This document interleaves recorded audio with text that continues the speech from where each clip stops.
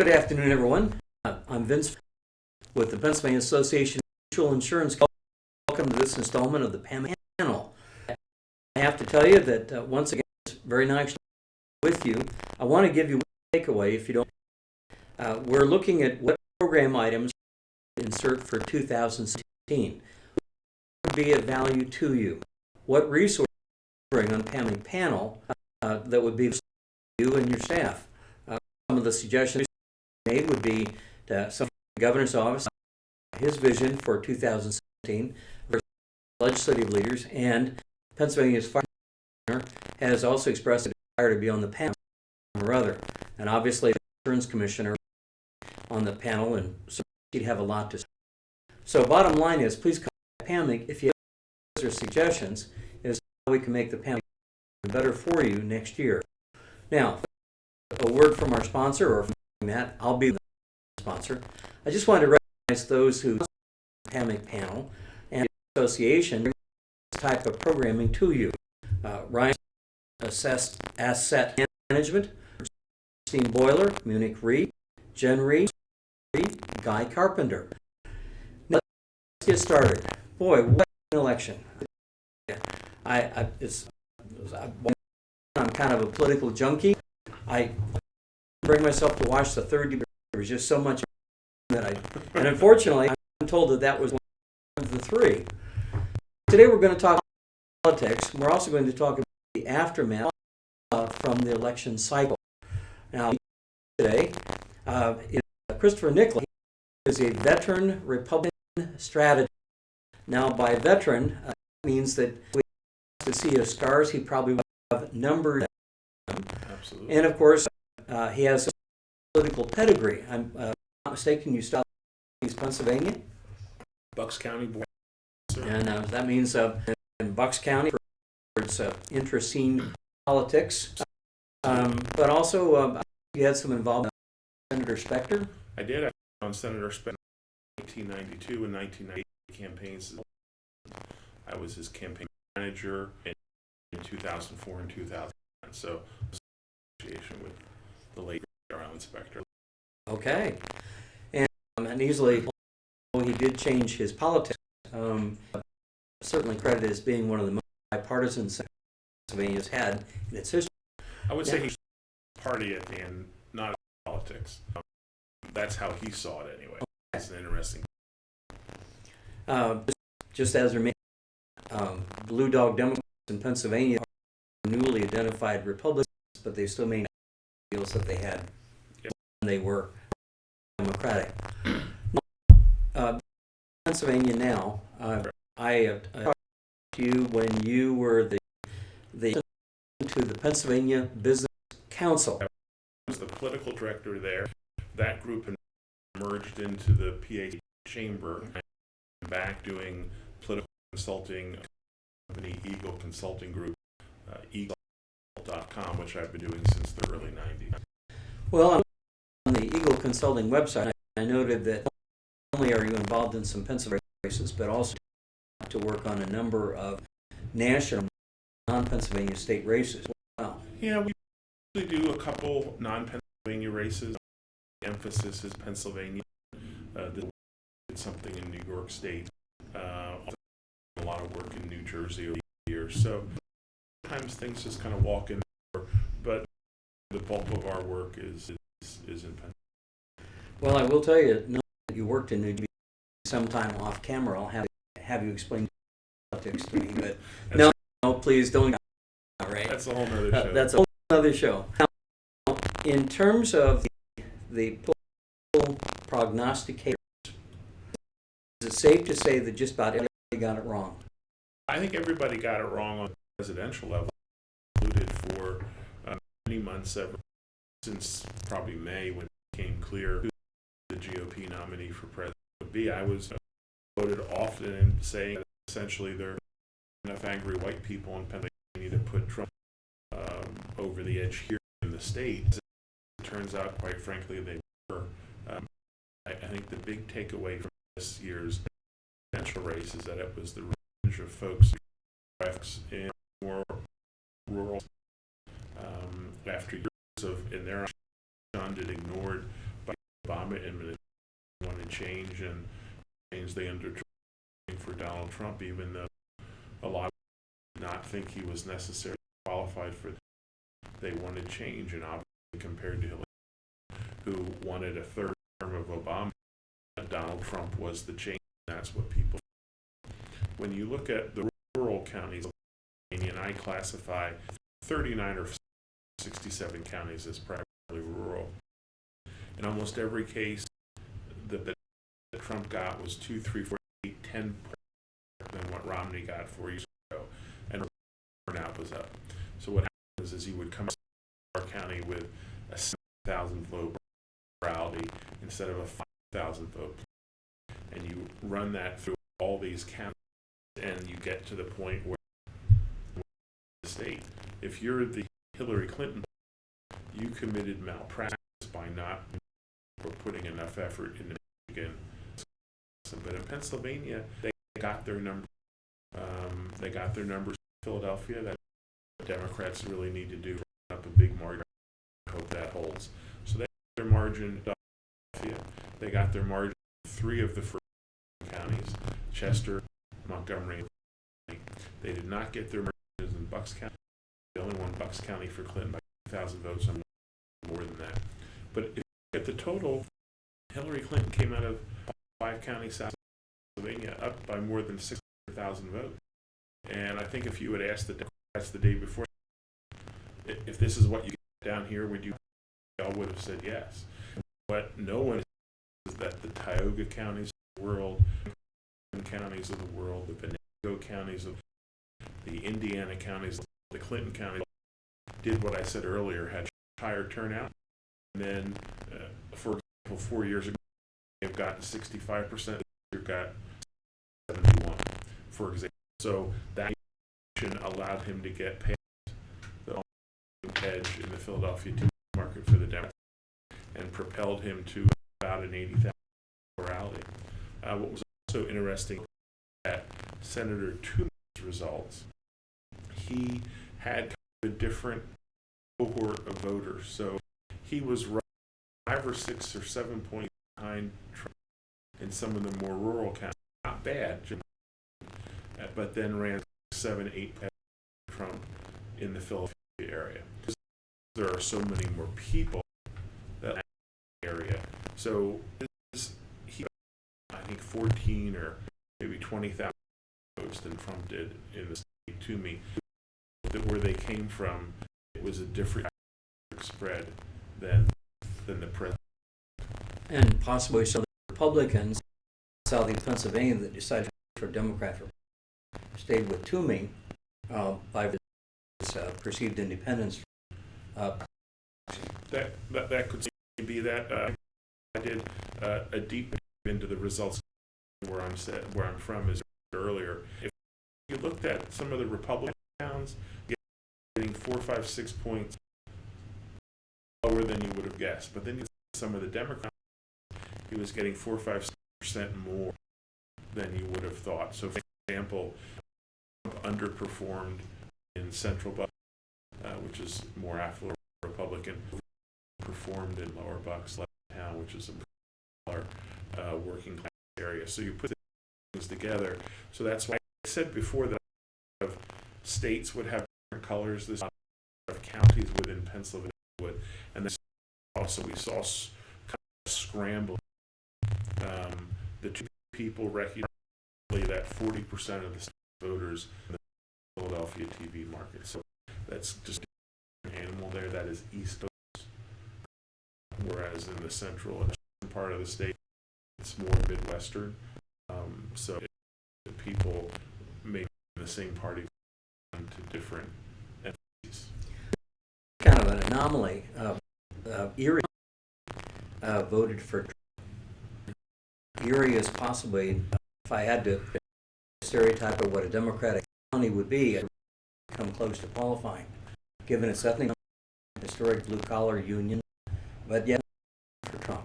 Yeah, it was slightly percent. It was like 49 to 47. First time in a long time that Erie had gone that way. There was a big upset there. State Senate seat that had been by Sean White. That district is overwhelmingly Democrat, as all of the city and a lot of county Erie City.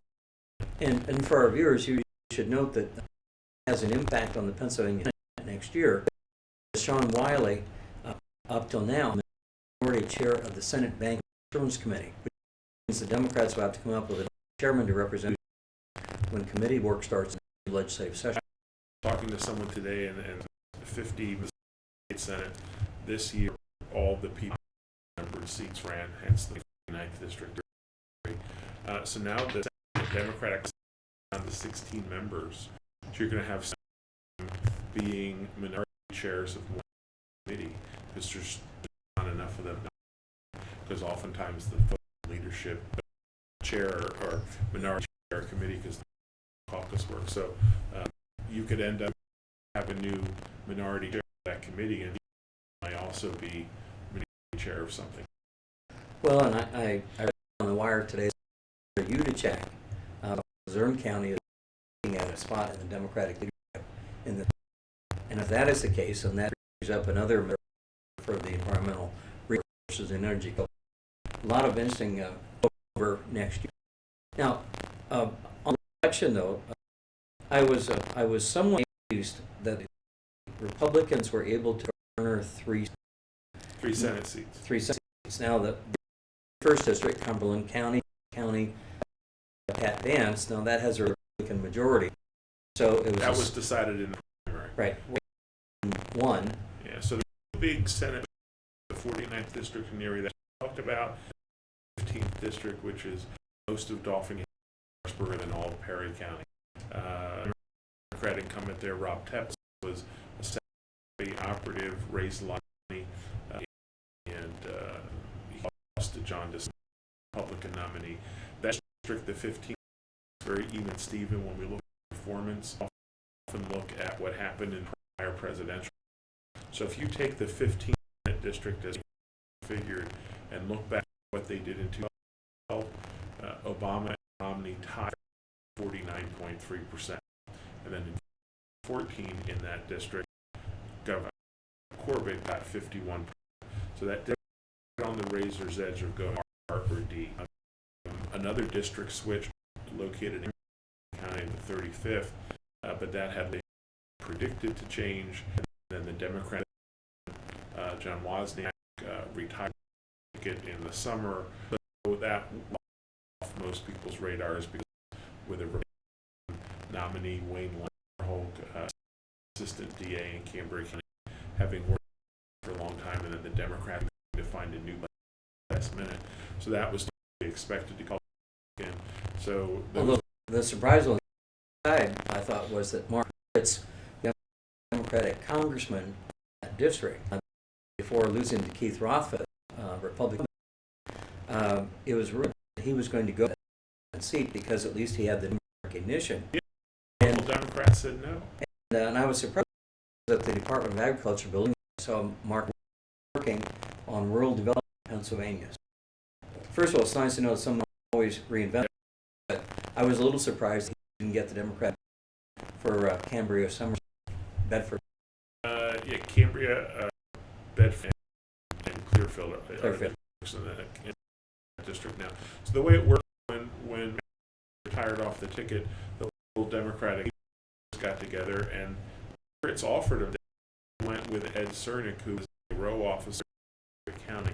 When I saw that, it really told me to punt on the race.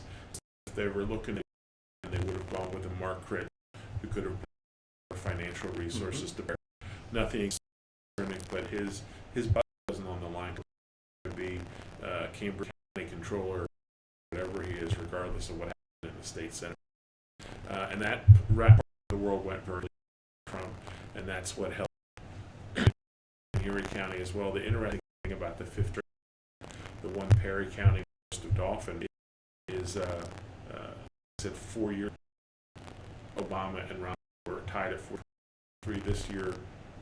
Trump won that with 50.3% of the vote. So John DeSantis, the Republican, and they're out Trump. So you look at the 35th in Cambria and the 49th in Erie. The Trump surge really helped two candidates. You can't necessarily say that about 15th district.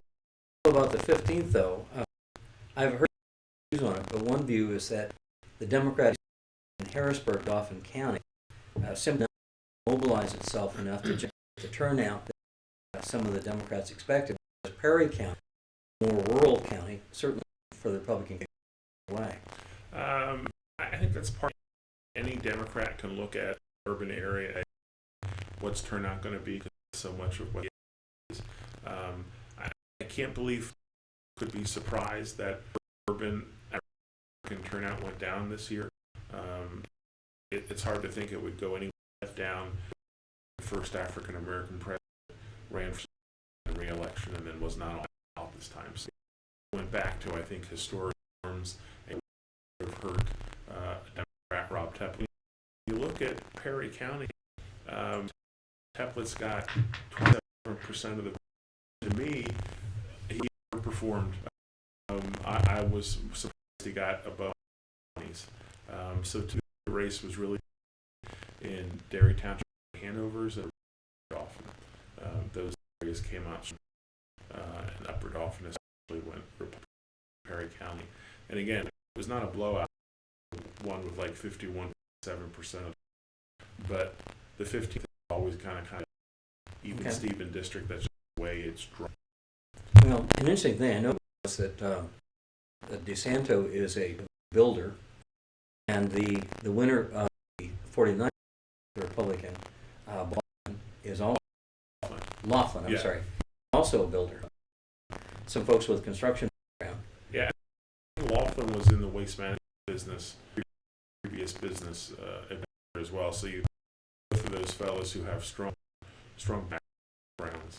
And then, like I said, Wayne Langerholm, 35th district, was an assistant DA.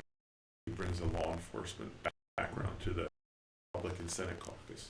Of course, one of the interesting takeaways is that you do have some people that were reelected to the General Assembly.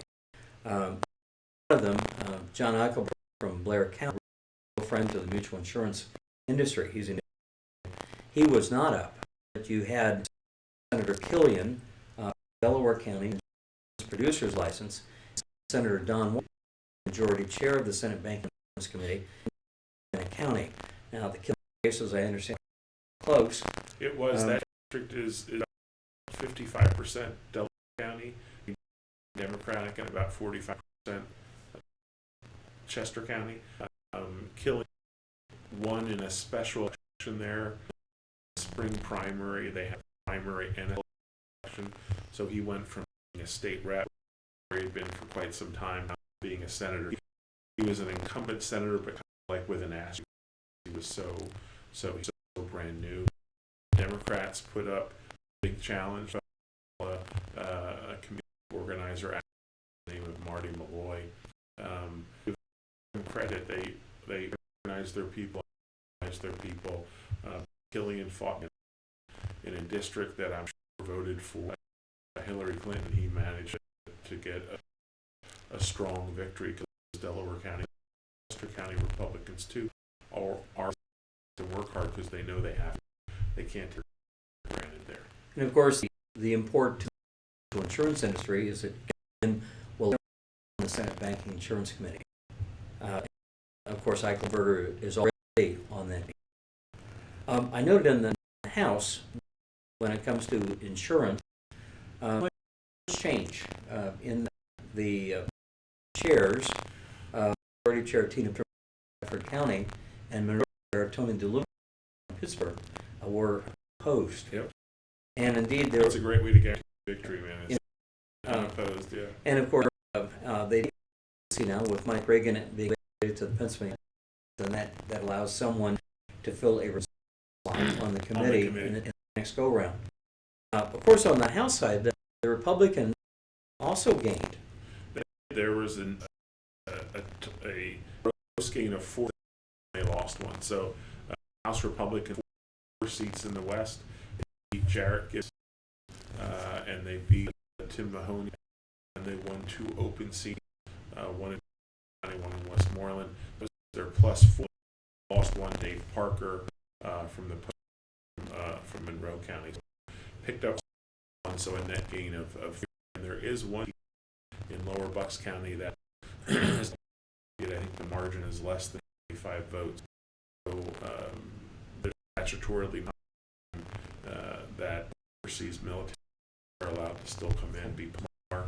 So you can't close the books on that to even get for a recount until a couple days. Now that Democrat Perry Warner, I think in Bucks County, having a 20 lead right now. Yeah, it's Representative Sanacero's Oak seat. Right. Sanacero moved up and ran for Congress. He was his district, the first district, Lower Makefield, that area, Lower Bucks County. So that was neck and neck, and it's has not been called. The Democrat is in the lead by like 24 votes, but I would not be surprised if that changed because they're still final votes. Kind of a no file. If some vote doesn't count, I suspect it really does. I took the liberty of looking at some of the marks. Let's see, you had the Democrat in Bucks County by 25 votes, Republican Tom Quigley in Montgomery County by 54 votes, a Republican Dan True in County by 78 votes, Democrat Lee Delaware County by 240 votes, Republican Chris Quinn, Delaware County by 168 votes. The Chris was interesting too, because did he election to fill the seat being vacant by former state rep Tom Billiken when he went on. It's all this musical thing. So Dominic Pileggi retired from to go be a judge in Delaware, so his Senate seat was open. State rep ran for that and won, so he went from Senate. Now there was a vacancy in the House. Special election over the summer, and then you mentioned Mr. Quinn took that. And he was an incumbent House member, but also was because he had only been there for a couple months. So he was almost like an open seat in the House. Again, Delaware voted strongly for Secretary Clinton, strongly for Katie McGinty, but then you look at that and the Congressman Pat got reelected. In the Senate did fine. Quinn elected by a close margin. You mentioned Leanne Kruger, she won a special election last summer, and she's the one who got 140 some votes. So Delaware County is very competitive on that level, not so much on the higher level. And you see some of them coming down to and it'll drive those people crazy because they'll, oh gee, I could have gone door to door for an hour or an extra 2 hours, found people or 78 people, so it can get tight at the House level. Note that Quinn is a licensed insurance producer, so others will approach him to ask him if he would like to take that seat on the House Insurance Committee. Good to have someone who knows how to spell the insurance. That would insurance issues. I know it drives some people crazy here in Harrisburg opposed to the level is on the federal level. If loses, the next person in that committee. The state level, they don't do it that way. You can reform and move the different committees. It's harder to keep track of it. For example, committee chairman lost on the federal level. What's called the ranking member is the next person. Here, you don't necessarily know that because some other committee chair could say, give up this committee, this one. So it's harder to keep track of the state level. Well, and with that, yesterday saw an election in the House leadership, and the appropriation, the chairman, Bill Adolph from Delaware, retired, was reduced by Stan Saylor, Republican County. And the appropriation, that's probably one of the most positions in Harrisburg. Appropriations is considered a leadership position. Positions are like floor whip, caucus secretary, caucus administrator, thing. But appropriation committee on both in both chambers is to step up your salary. It drives the work of each chamber of the state government. So it really is the old Winston Klein, when he was asked as prime minister related to the other ministers, and he said it was first among equals. So appropriate chairman, I think, would be able to say equals. So Adolph in the legislature, Delaware County for several decades. Now he passes the baton, the torch, whatever, to Stan Saylor, who's from Central Pennsylvania. Like we talked about musical chairs, Stan Saylor was chairman of the Education Committee. Now he moves up to a Probst, and some have to take on education and so forth and so on. In January, things will get really interesting as chairs are decided, because you also, on the Senate side, you have two vacators of the Senate Health and Welfare, and you also have another majority and minority chairs. In the House, the Labor Industry Committee, which Republican Lebanon County She retired. and that will create a huge Republicans.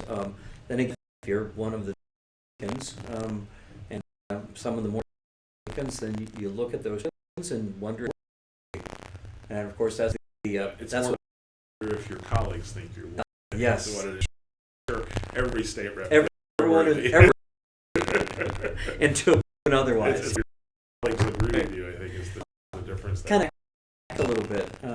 You mentioned the 4 seats the Republicans took, Western PA. and now were there any issues that predicated the outcome, or was part of the national shift Democrats voted for the Trump candidacy? There are 2 voter registrations in the state that are going at it. So in 2006 and 8, 9, a lot of Republicans, moderate southeastern Pennsylvania, wake up one day and say, I'm voting a lot these days. I really am a Democrat. I'm affirming that your voter registration is a lagging of your ideology. We saw a state that had normally had 450,000 more Democrats than Republicans, up to about 1 million more pendulums. Now what we're in the middle of, pendulums in Western Pennsylvania. We have a lot of people who had been Democrats in Western Pennsylvania saying, I really think I'm a Republican. And so you're swing back, and now we're back down to about 1,000 more Democrats than Republicans. So if Greene County, the 50th House District, all of Greene County and little slices of Fayette and Washington, that district in 1 year has become 14 more Republican by registration. That 8-10 years of net growth in 1 calendar year. So we're seeing swaths of Western Pennsylvania that are Democrats now becoming Republicans. 2 of those seats Republicans, the Republicans, 1 more open seat. Ted Harhide retired, and retired, and those seats just now are filled with people who consider conservative and more likely to be Republican. Republicans there, but Justin Walsh leg up on the other side of the state. 150th district of Montgomery County, Mike Vera retired, and that would have been a seat that was trending Republican, a seat that was trending Democrat. And by surprise, the Republican, Mr. Poore, won. Against him, it was thinking this was trending Democrat, so the Democrats would pick up. So what happened is Republicans, as expected, won these seats in Western PA. You just didn't see Democrats pick up any in Western PA. One to the Leanne Brannick either in Delaware County. It looks like they've Santa Sarah seat, the one that's 4 votes. And Mike Hanna, the Democrat House, it's a district with more Republicans than the Democrats as well, although he's not Southeast, he's in County and Clinton County. So it's 10 parties take advantage of what it gives them. Okay. So continuing trends are Western PA becoming more Southeastern PA becoming more Democrat. When you look at population trends, the population slowly but surely within the state is shifting to the east. Okay. So the last census you had a couple House and Senate seats from the west moved to greater southeast. You're going to see that. And so decade, the only parts of the state grew were the East Pennsylvania, Lehigh Valley, Central Pennsylvania, the Poconos State College. And 3 counties west of State College grow, and that was by a very small amount. Pittsburgh, though it's had somewhat of a resurgence lately, that decade lost almost 9% of its population, and the state grew by 3.7. So Pittsburgh was kind of 12, 13 points the state arc in population. So nationally, what happened? They move out to the counties. Well, they may. The growth has been in that, like I said, Lehigh, Central Pennsylvania, okay. Philadelphia suburb. That's why, when we left a couple of years ago, you saw us move out of County, Allegheny County, and King County, and go to Chester County, County, and that area. Because what happens, the proportion of people in the state is being pushed into the quadrant. So you wake up one day and there's not in southwestern PA to support the House or Senate, so we have to move them. Federal level, Pennsylvania's population is going up, but slower than average. So our share of the population is shrinking. That's why we lose a seat. Okay, within the state house. That is, we have seats now. We did have 19 before. And before the decade before, we had 20. So on our Senate seats, we always have 50 states and 203 members of the state house. You lose them, but you can move to where the people. So, for instance, the seat we've been talking about, Representative Sanacero's, where Democrats ahead 24, 20 votes. That's the first district. All the districts around that are 40s, because that's the seat that Bucks County had. So the 31st district was moved from Pittsburgh.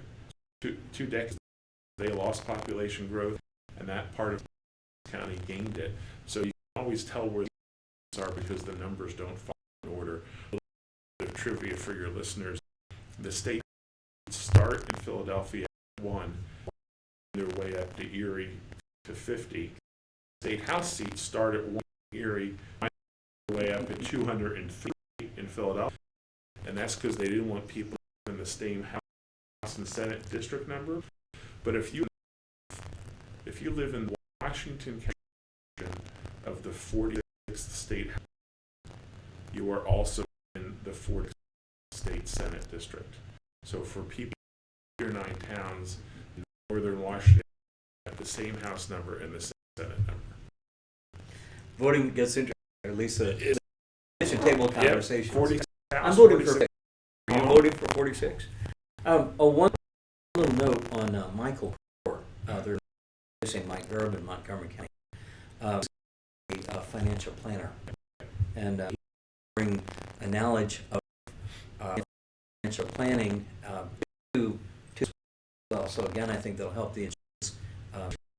That was the number one target of the PS, Pennsylvania State Education Association, which is the teachers union here, winning district prime target. So overcame a lot of effort against him, not because of who he was, just because they wanted to put their person in the seat, which is fine. The system works. So he's already gotten over, to get here. Any races for state legislature last year? I was involved in independent expenditure that knocked off Tim Mahoney from the southern part of the county. A fixture there. Fayette County is the country, the heart of, old-time white working-class Democrat. And Fayette County now has 3 Republican states and a Republican state senator. So that just how that change in western Pennsylvania coming to the fore. So I couldn't say surprised, heartened that 8th congressional district, which is Bucks County, portion of Montgomery County, called the Indian Republican nominee Fitzpatrick, really rolled to a very impressive over State Rep Steve Sanacero.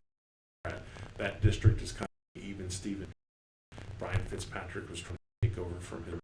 Fitzpatrick, who had self-imposed term limits to them, and it's very competitive. But Brian Fitzpatrick really, the victory was about 10 points.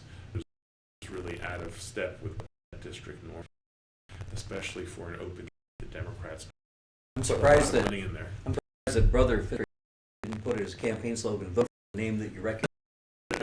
Well, I think what people get is that Democrats after Mike Fitzpatrick for something he did, and I would always remind them, look, Mike Fitzpatrick, county commissioner in Bucks County for a long time. People were comfortable with him. They were used to him. They when he was commissioner, so when he was congressman, it was harder for the party to try and because people were like, we know Mike Fitzpatrick is a good guy. So I was surprised like with the version there. The other surprise was I think the Democratic nominee 16th congressional district is all county and small parts of Berks. Joe Pitt's district. The Joe Pitt district hired the Republican nominee, state senator from Lancaster County, pro-business vote, good candidate. The Democrats, Hartman ran a strong race, and ironically, it was helped by the fact that some other districts normally competitive in South Pennsylvania.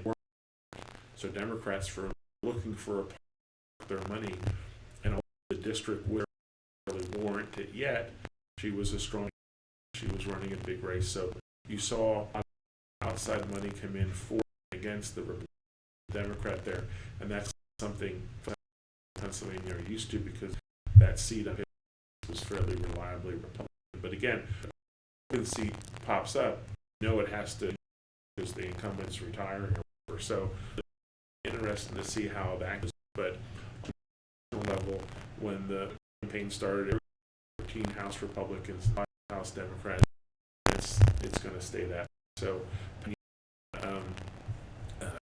has a good statewide Republican that to me has control governor, lieutenant governor, and all offices, attorney general, and treasurer. But then you look underneath that, as I say, we're doing well in districts and Democrats in the state, because like I said, there's 700 Democrats than Republicans, so it makes it them running statewide seats. But Democrats clustered closely together, so Republicans have to win competitive seats, but they have experience doing that in districts on the state Senate level, and the congressional. Well, given the scandals in the treasurer's office and the office of attorney general, were you surprised that those races were Democrat? Yeah, surprised. I was disheartened because I think we had Republican candidates for that, but row office folks all the president, okay, and every time they run, there's also a U.S. Senate seat. It was hard for those folks running for Auditor General or Attorney General to get any attention, oxygen from voters because people were focused on the president, and then our Senate race between Toomey and Katie McGinty was expensive and more than $115 million. So there just wasn't a lot of attention from a reporter standpoint or a voter standpoint to get down into those races. What happened is because they were low visibility races that resulted to Democratic voting edge. And so the message for Democrats wanting state, the more boring and interest the race it is for you. Republicans, the opposite. You need to run a noisy statewide campaign because that's how you get people to race individually and not just the party registration to push it towards the Democrats. Well, that some of the Democrats that Republicans to vote for Trump reverted back to their Democratic roots to vote for some of the downstream races. By the way, Josh Shapiro He's the attorney general elect, but he was a state legislator and served on the House Insurance Committee before becoming the commissioner, and then, of course, coming to this position. But if nothing, the attorney general will understand a little bit of insurance. In the House, I think he was in the House 3 terms. So yeah.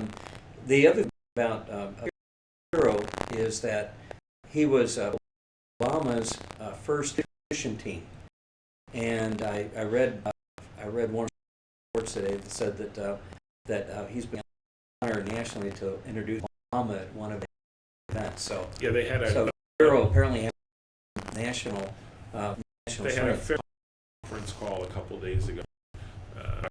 Shapiro was given the honor, as he said, to the president as he came on conference call. Because if you're a Democrat right spot in Pennsylvania, you know, the Attorney General's office after all the drang of what happened with Kathy Kane and her glorious end, her slow motion train wreck term in office, I have to say, boy, we were fortunate to keep this. And that says nothing bad about the Republican nominee for John Rafferty, who is and remains senator from Chester. Like I said, it was just people to get voters' attention at the presidential race and the Senate race. Well, and Rafferty is the chair of the Senate committee, so he'll still have a pretty long to a vast public policy. Absolutely. Now, question for you: in terms of what happens, this is where you get to the part of try to prognosticate. The national campaign for president, except for the affordable, really didn't talk much about insurance. That's a pretty big butt, though. Yes. You know, my brother is a health worker in Bucks County, Nicholas. In talking with him, that Affordable Care Act changed, you know, he has to do change his profession. So that and tightening the borders were the two things that the Trump voters said are reasons why they wanted to vote for change for Trump.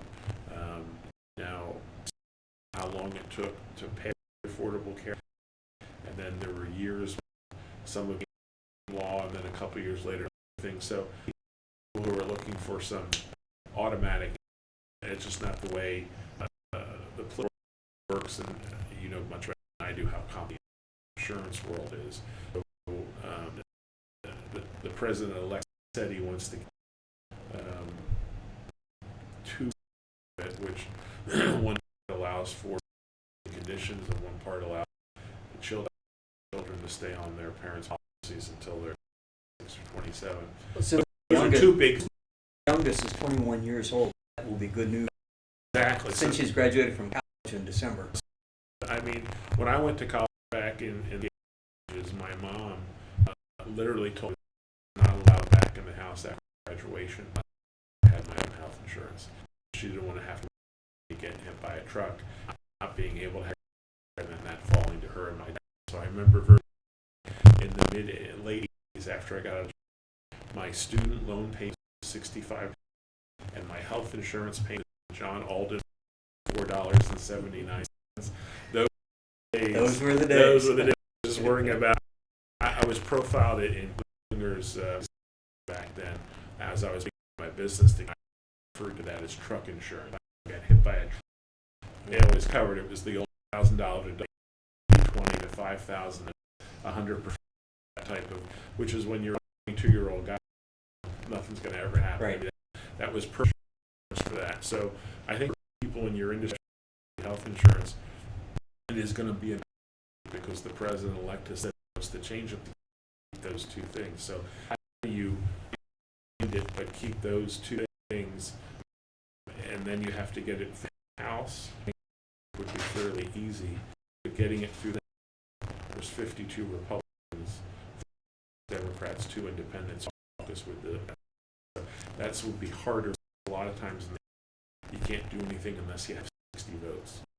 So if you remember when the Affordable Act got passed, the Democrats, for a short amount of time in 2009, votes. When Senator switched from R became 59, and then in Minnesota, Al Franken was in a recount, and he gets seated till July or June of that. So then there was that time after Specter switched, they the senator from Minnesota or Senator Kennedy died. You had 60 seats. That was the magic. Was the magic time for Obama. So it took a little bit of time but obviously that's what the country voted for. Although there are some other issues that impact the insurance industry, and for those life and financial planning, the government has promulgated a fiduciary rule, which has made for brokers much difficult, and leading to some speculate perhaps 10% of planners will just vacate rather than having to complete The business rather than having to do over another regular. The second one is the overtime rule, and this takes effect, as you know, just the first. And basically, it does the salary for a person in order to be exempted from overtime. And what, 26,000? And now it's up to 43, 40, 47,000, Okay. something like that. And of course, at least 9 lawsuits bringing that particular move by the Obama administration. And then the third one is the Secretary of the Treasury is trying to push a rule that would change the rules. Estate taxes are collected for family businesses. Of course, many in the industry are that's a family. Absolutely. But when the President-elect says undo the regulatory, those are certainly some of the things that the insurance industry will be looking at. In addition to the Dodd-Frank financial law, Trump has said to do away with significant part of that.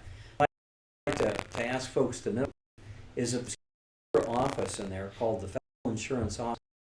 And when Dodd-Frank was debated on Capitol, former Pennsylvania Congressman put it in to create this Federal Insurance Office to sort of be kind of a trade for America's insurers, international trade agents. No problem with that. But the second responsibility that this office got was to critique the state regulatory system and decide what comes up short, and then recommend to Congress that it should have federal legislation that would what they felt was an inaccurate regulatory. And the two issues they all seem to run the years of the FO were suitability. That doesn't really affect our audience, and Pennsylvania has its own annuity suitability anyway. But the other one with the use of scoring or credit scoring, and the allegation made by some to form economic planning against people of color in urban environments. And so it's kind of a hardy the Federal Insurance Office, and we'll see if that's on the block or not. Now, In at this time, Rahm Emanuel, the chief of staff to then President Obama, sent a message to the said, and administration won't get any more initiatives and I think that people have pretty much said the same thing because a lot of these things have been passed, but executive orders. So an executive order is easy to undo. It's just a stroke of the pen of the president that made it. So you can undo that. So those are Obamacare being a law, totally different avenue. So I think Trump will have sledding on some things that were executive orders, but were things that were actually laws that were enacted, and that's a longer haul. in particular, when it comes to the health, there are so many fine. For example, the EEOC is they came out with rules regarding employer wellness program to make sure they didn't discriminate anybody who would be covered by Americans with this. That was done in just the last couple of months. And, I think either the first week of November or the last week of October, that HHS put out said that if you want a health insurance policy, you can only have months because there were people who were getting these policies because they're cheaper than the full options under the Affordable Care Act. So all that fine print. First of all, those regulatory compliance. We'll have a lot of fun trying to work what stays, what goes, and how to work the machinery of. So, the president elected to have less government interference in that health insurance marketplace. And where do you push back on line, get through, especially the sales. Sometimes machinery works slow, so next year, quickly, just so your folks know, we went from most involved political year, the presidential year, next lowest. You'll have county courts, offices, though not commissioners, but there will be statewide judicial races, probably Supreme Court, and one or two each Superior Commonwealth. Which the Democrats sweeping lately.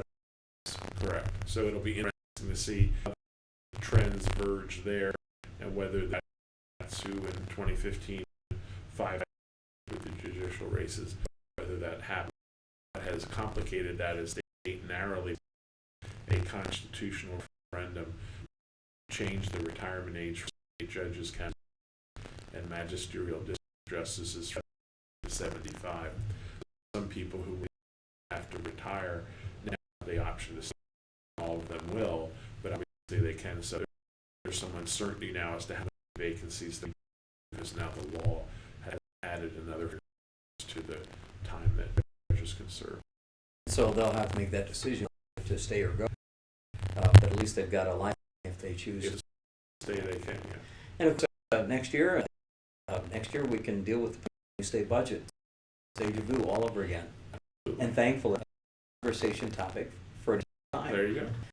So I have to take this. I've enjoyed it tremendously. Thank you very much. And it's not often I get to meet with a fellow policy one who likes to talk electoral politics, and also what I, as a registered lobbyist myself, that I think that the insurance industry on the property casualty side, and when I say this, because we just a proposal that would increase the rate of property casualty insurance tax, and that's defeated this year.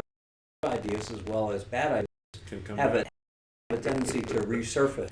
They're like zombies. Absolutely, and I think next year is going to be a very interesting in Harrisburg as folks try to come to grips with the budget realities that we're facing. But that's not the topic today, nope. And I wanted to thank you on behalf of the Pennsylvania Association of Insurance Companies. Thank you. Thanks. Take care.